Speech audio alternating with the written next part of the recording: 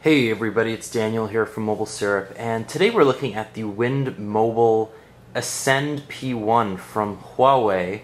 This is a relatively new company to Canada. They've done a bunch of lower-end devices, but this is their first mid to high-end device released in Canada, and it's exclusively on Wind for now, though we're not sure whether it's going to come to other carriers, because it is pentaband enabled. This is a pentaband enabled HSPA Plus device. But this is the Wind version, and we're just going to take a look at it. It's $399, and you can get it for about $50 on the Wind tab. What do you get for $400? Well, you get a relatively last year's hardware powered Android device running Android ice cream sandwich. So not a bad piece of hardware. We have a 4.3-inch 960 by 540. That's QHD resolution, Super AMOLED display. It is pen tile, but it's a really nice display. You can't really tell unless you look really closely.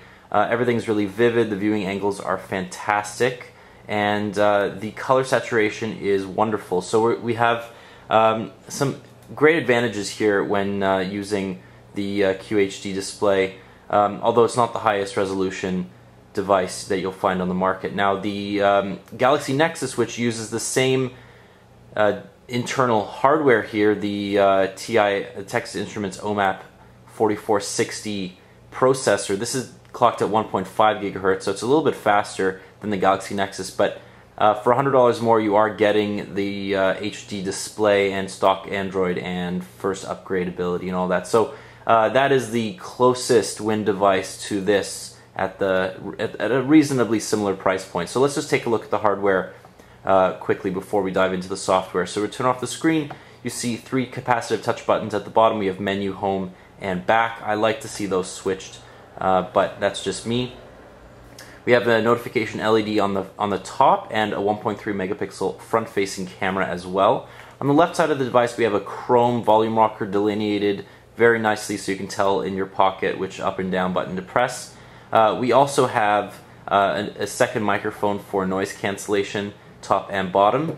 On the top we have a 3.5mm headphone jack, we have a micro USB port, and we have a full-size SIM card that pops out, so you can unlatch this thing here and just push it in and get that SIM card out. That's because there's no removable battery in here. It's a 1670 milliamp hour internal battery, not a bad little battery. Device lasts quite a long time, but you won't find multiple day battery life from this. On the right hand side we have a micro SD card slot and a power button. This is a similar placement to the Samsung devices, so you'll feel right at home here if you're coming from a Samsung device. Out of the box we have a 512 megabyte micro SD card, so really stingy micro SD card included with this device from Wind and Huawei. There's only 4 gigabytes of internal storage, so not a lot of space. You're going to want to invest in a micro SD card on your own. You can see that while the device is very slim, it's under 7.7 millimeters. There is a little bit of a hump at the bottom, and the hump matches the extrusion or the kind of protrusion from the 8 megapixel camera sensor and lens here, but you do have a double LED flash here, which is nice.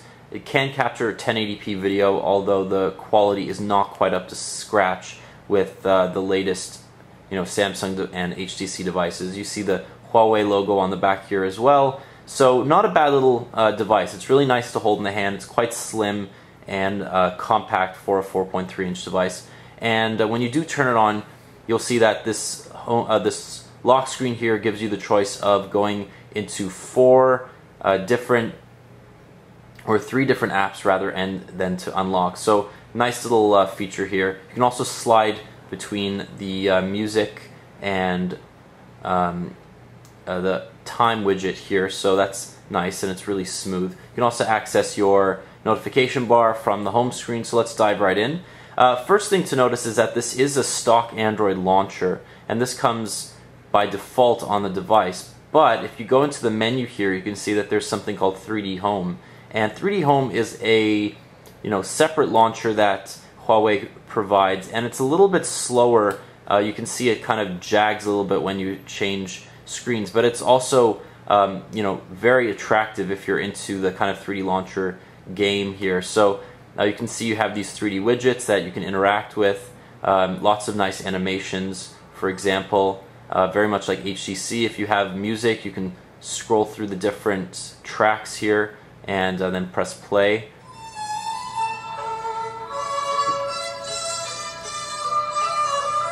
So the sound's not bad either from the little mono speaker on the back.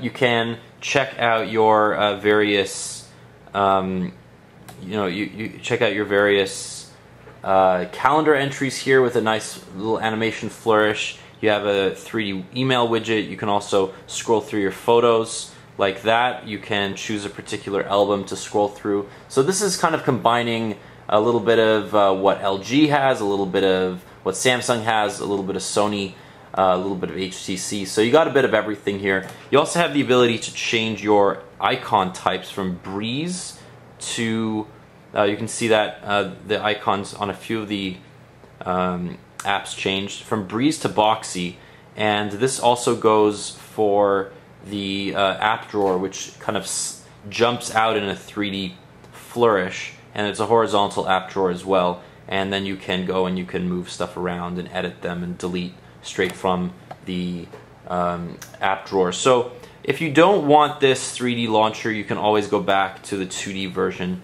If you do want, you can also change the transition. So there's a couple things there that you can alter, but ultimately, you know, I think most people are going to be pretty happy with the stock 2D launcher here, but it's nice to have that choice. And you can see it looks exactly like it does on Ice Cream Sandwich. Digging into the settings, you can see there are some quick launch shortcuts here on the notification bar, such as auto rotate, Wi-Fi, Bluetooth. If we go right into the settings here and go down to About Phone, we can see that it has a Android version 4.0.3 with a kernel of 3.0.8, so pretty up to date. And when I launched this device, there was an update to increase performance and decrease lag and all that stuff. So nice that Wind and Huawei are pushing out updates even so shortly after the device is launched. While this does look like pretty standard Ice Cream Sandwich settings, you can see that there are a few differences here. For example, you can activate Fast Boot, which will cache a lot of the apps and a lot of the storage and RAM when you turn off the device, and it'll launch really quickly. So that is something that HTC provides as well.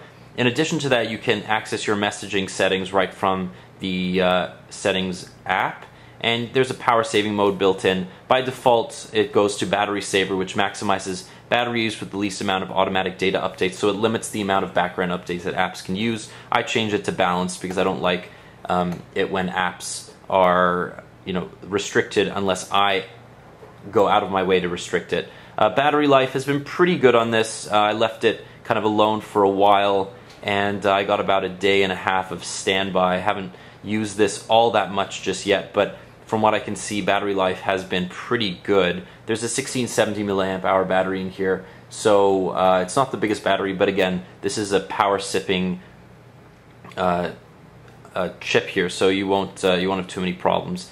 Huawei does provide a couple of its own apps, such as a flashlight app, FM radio, a DLNA app as well, and something called App Installer, which I'm not exactly sure what it does.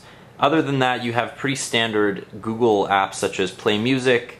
You have Movie Studio, People, Music Plus, which is Huawei's built-in music app, but it looks very much like the stock Android app as well. So you're not getting a lot of bloatware, actually getting no bloatware at all. There's something called Security Guard, which allows you to block and white and blacklist calls. You have a privacy center, which you can set a password for different activation things on here. You have a password safe as well, file encryption. So you can do that all on the device itself. There's a built-in file manager as well if you want to get into the nuts and bolts of the internal and SD cards. Other than that, you're getting pretty much stock Android, as I said. So nothing out of the blue here. You got your widgets. Everything's really smooth. Performance is really good. It's actually a lot better than the Galaxy Nexus, considering it's only 300 megahertz faster. And of course, you have all the same Android settings, such as the ability to create a folder by dragging one app into the other. So a lot of people are going to be pretty happy with this. It's a $400 device. It feels like a $400 device. You know, it's not new. A lot of the hardware is from 2010, 2011. You don't have a high-res screen. You don't have the latest, you know, integrated chips with, you know, this is still a 40 nanometer process chip, so it's not the fastest. You're not going to get the best battery life, but performance is really good. And for $400, you really can't go wrong, especially on Wynn's network, considering how fast it is becoming in parts of the country. So this has been a quick look at the $400 Huawei Ascend P1, and it's available now from Wynn Mobile. Thanks for watching.